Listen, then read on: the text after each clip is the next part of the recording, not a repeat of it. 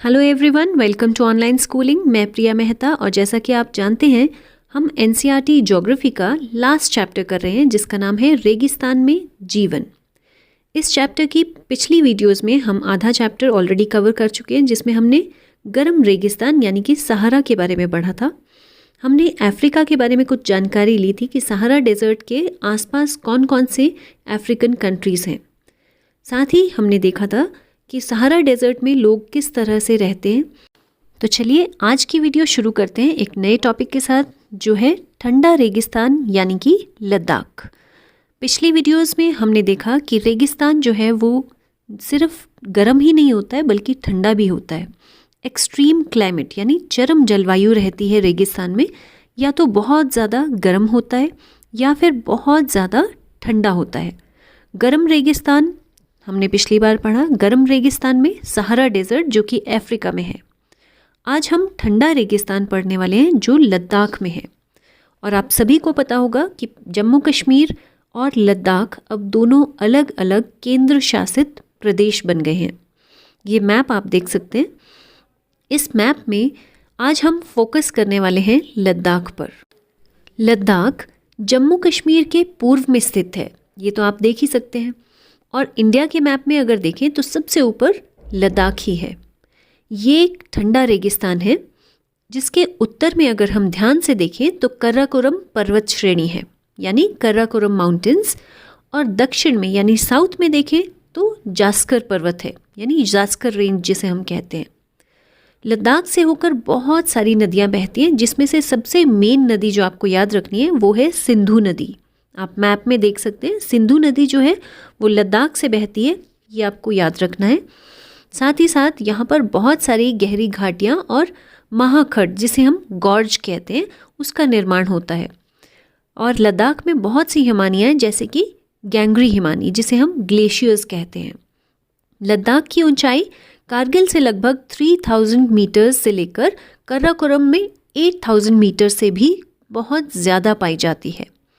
अधिक ऊंचाई के कारण क्या है कि यहाँ की जो जलवायु है वो बहुत शीतल यानी कि ठंडी है और शुष्क यानी कि ड्राई है। जितना ऊंचा होगा उतना ठंडा होगा, ये तो आप जानते ही हैं।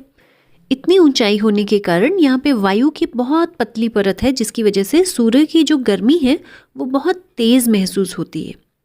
और ग्रीष्म ऋतु में तो यहाँ पे तापमान 0 डिग्री से थोड़ा ही अधिक यानी लगभग 0 ही कह लीजिए उतना ही होता है।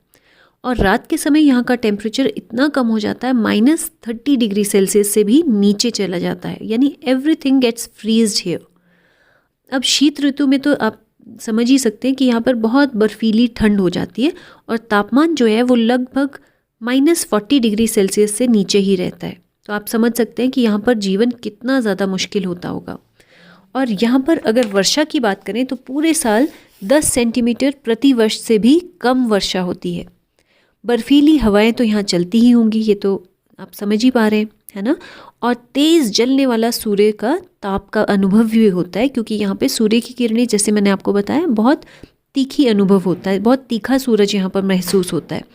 और आपको ये जानकर बहुत हैरानी होगी कि अगर आप सूर्य में बैठ जाएं और आपकी जो पाँव है अगर वो छाया में हो, जैसे हम मान लीजिए इस तरह से बैठे कि हम खुद धूप में बैठे और पाँव हमारे छाया में है, तो आपको उसी समय ऊष्माघात और तुषार उपघात से ग्रसित हो जाएंगे आप। यानी कि ऊष्माघात क्या होता है, सनस्ट्रोक, और तुषार उपघात यानी फ्रॉस्ट से जो डैमेज होता है हमारी बॉडी में उससे हम ग्रसित हो जाएंगे।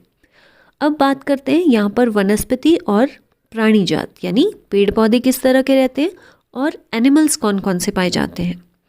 अब देखिए, क्योंकि यहाँ पर ड्राई वेदर होता है तो इसलिए वनस्पति भी बहुत कम होती है। और आपने मौसम तो देख ही लिया है, यहाँ पर हर समय बर्फ़ पड़ी रहती है। और जानवरों के चरने के लिए तो बहुत कम घास है, यहाँ पर बहुत छोटी छोटी झाड़ियाँ भी कहीं कहीं मिलती है। पेड़ों की बात करें तो यहाँ पर शरपत जिसे विलो भी कहा जाता है और पॉपुलर के उपवन देखने को मिलते हैं।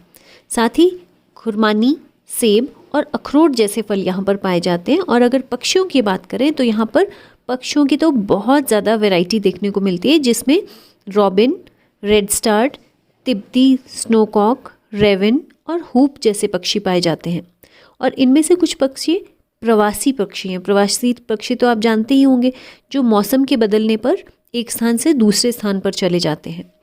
अगर हम यहाँ पर जानवरों को देखें तो यहाँ पर जंगली बकरी, जंगली भेड़, याक और इसके अलावा बहुत सी वैरायटी के कुत्ते पाए जाते हैं, जो कि स्पेशली इसी एरिया में यानी कि ठंड वाले ही क्षेत्रों में वो कुत्ते पाए जाते हैं। वो नॉर्मल एरियाज़ में वो उस तरह के डॉग्स जो हैं वो नहीं पाए जाते हैं। पशुओं से ये दूध, मांस और खाल प्राप्त करते हैं, जिससे ये बहुत सारे तरह तरह की चीज़ें बनाते हैं। दूध से तो आप जानते ही हैं, पनीर, मक्खन, घी आदि वो बनाते हैं। और भेड़ बकरी के जो बाल होते हैं उससे वो ऊनी वस्त्र बनाते हैं। अब देखते हैं यहाँ के लोगों के बारे में। लद्दाख में मेनली 2 ही धर्मों के लोग पाए जाते हैं, या तो मुस्लिम या फिर बौद्ध धर्म के। वास्तव में अगर देखा जाए तो यहाँ पर बहुत से बौद्ध मठ हैं जिन्होंने अपने परंपरागत गोम्पा के साथ यहाँ पर स्थित हैं। अगर मठों की बात करें तो this is again very important. यहाँ पर हेमिस, थिक्से, शो और लामा युरु जैसे मठ जो हैं वो बहुत फेमस हैं। लोग दूर दूर से इन मठों को देखने के लिए आते हैं, यहाँ के दर्शन करने के लिए आते हैं। ग्रीष्म ऋतु में लोग क्या क्या उगाते हैं यहाँ पर? जौ, आलू, मटर, सेम और शलगम की खेती होती है यहाँ पर। क्योंकि यहाँ पर बहुत ज़्यादा ठंड होती है, इसलिए लोग अपने आप को धार्मिक अनुष्ठानों और उत्सवों में व्यस्त रखते हैं, बिजी रखते हैं। यहाँ पर जो लेडीज़ हैं वो बहुत ही परिश्रमी यानी बहुत मेहनती होती हैं। ना केवल वो घर और खेतों का काम करती हैं, बल्कि उन्होंने कुछ अपना छोटा मोटा व्यवसाय या कोई शॉप, दुकान खोली होती है। लद्दाख जो है बेशक इतना इंटीरियर है, लेकिन फिर भी वो राजधानी लेह सड़क एवं वायु मार्ग से पूरी तरह से जुड़ा हुआ है। And this is very important कि राष्ट्रीय राजमार्ग A1A लेह को जोजिला दर्रा से होते हुए कश्मीर घाटी से जोड़ता है। You can underline this line, this is very very important.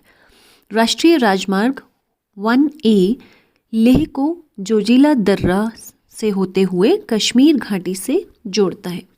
यहाँ के लोगों का मुख्य क्रियाकलाप जो है वो पर्यटन है। बहुत दूर दूर से, देश विदेश से यहाँ पर पर्यटक आते हैं, यानी टूरिस्ट बहुत दूर दूर से यहाँ पर आते हैं।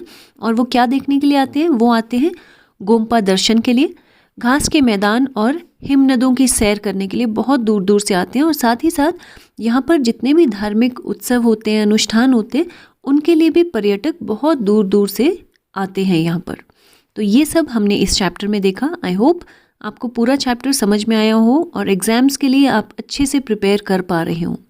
सो see you very soon in the next video. Take care, bye bye.